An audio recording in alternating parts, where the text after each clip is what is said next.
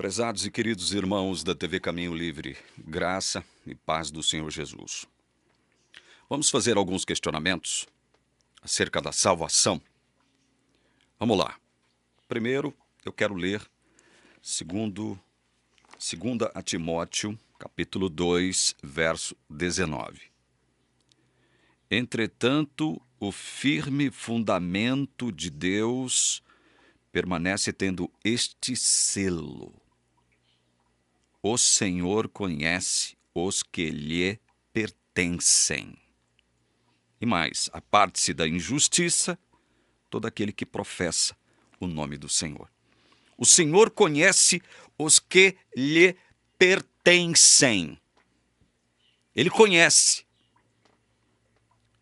Aí surge a pergunta: ele conhece, a partir de quando Deus conhece todos esses que pertencem a Ele? A partir de quando Deus conheceu ou passou a conhecer estes que Ele conhece e que Ele sabe pertencerem a Ele mesmo? A partir de quando?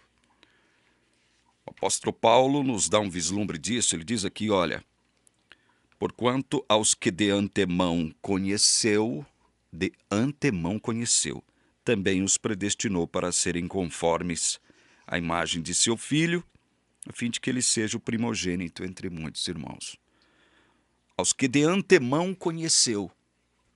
Esse de antemão conheceu significa o quê, então? O próprio Paulo, em Efésios capítulo 1, ele localiza isso, né, como sendo antes da fundação do mundo. É o que ele diz aqui: assim como nos escolheu nele antes da fundação do mundo. Antes da fundação do mundo, de antemão. O Senhor conhece os que lhe pertencem. Eu quero fazer uma pergunta para você que é adventista, que é inimigo deste canal e que me odeia. Você irmão, você irmã. Perceba que eu estou te chamando de irmão, adventista. Estou te chamando de irmão. Você que me odeia. Você que acha que o que eu estou pregando aqui é do diabo. Então deixa eu te fazer uma pergunta. Diante dessas afirmações bíblicas que eu acabei de mostrar para você agora, dando conta de que Deus conhece os que lhe pertencem. Ou seja, esses que pertencem ao Senhor estão o quê? Verdadeiramente salvos. Não estão? Então vamos lá. Deus é onisciente. Não é onisciente? Ou você não crê nisso? Ou você não crê na onisciência de Deus? Bom, se você crer que Deus possui o atributo incomunicável da onisciência, você obviamente terá que crer numa coisa: Deus sabe quem será salvo. Inclusive, quem já foi salvo. Quem está salvo. Quem já foi, quem está, quem será. Ou seja, Deus sabe quem está salvo. Sabe ou não sabe? Ou você quer negar isso? Se você negar esta afirmação, você estará negando também a onisciência de Deus. Deus sabe ou não sabe quem está salvo? Olha, a Bíblia já respondeu essa pergunta retórica que eu estou fazendo aqui. Ele conhece os que lhe pertencem. Conhece ou não conhece? Conhece. Então ele sabe quem está salvo. Sabe ou não sabe? Aí eu te pergunto: como é que esses... Presta atenção, adventista. Responda essa pergunta. Como é que esses a quem Deus sabe que estão salvos, porque pertencem a Ele, como é que esses podem se perder? Como é que esses podem perder a salvação? Responda. Se Deus já sabe que todos esses que lhe pertencem estão salvos, como eles podem perder a salvação? Como é que esse negócio de perda da salvação funciona? Deus sabe quem está salvo e Deus sabe quem está perdido. desde a eternidade. Aí eu sou obrigado a ler de novo Mateus capítulo 7, a partir do verso 21, que diz: nem todo que me diz Senhor, Senhor entrará no reino dos céus, mas aquele que faz a vontade de meu Pai que está nos céus.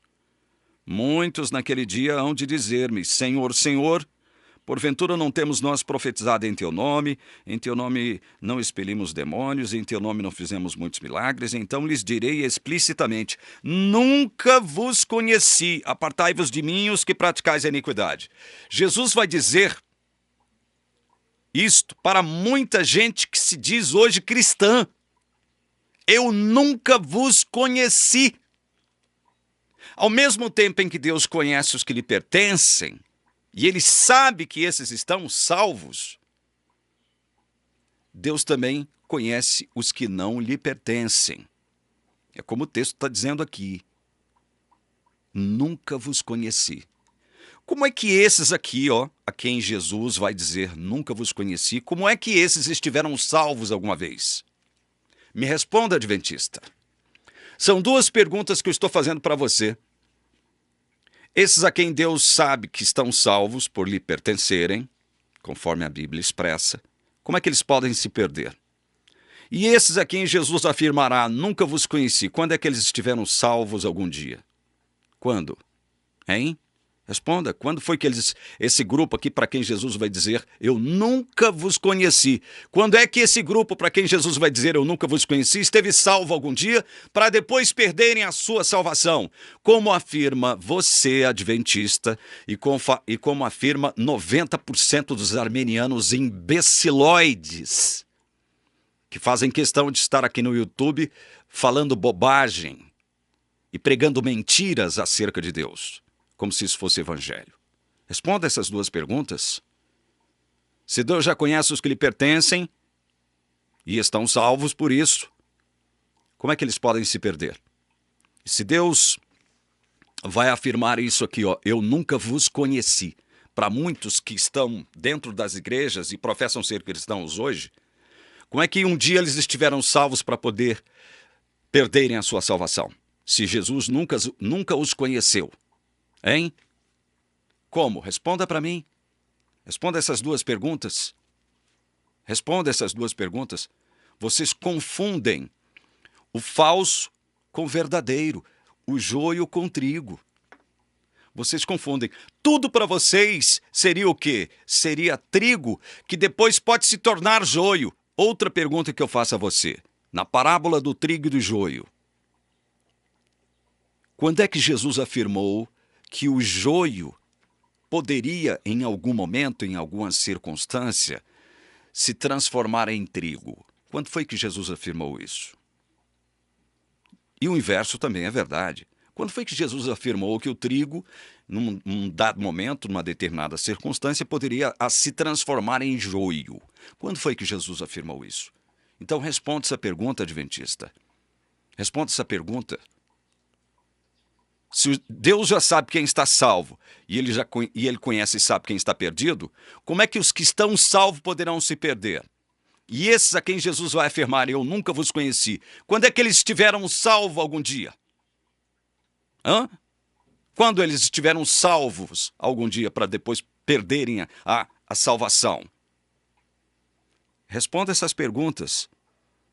Agora pare e seja honesto com você mesmo ou você mesma. Se você não der conta de responder essas perguntas de acordo com a palavra de Deus, porque tudo que eu estou mostrando aqui é palavra de Deus, é bom você repensar a sua crença. É bom você repensar. Deus te abençoe, que Deus ilumine a sua mente, que Deus unja a sua mente, para que você possa começar a pensar de acordo com a sua palavra. Em nome de Jesus. Amém.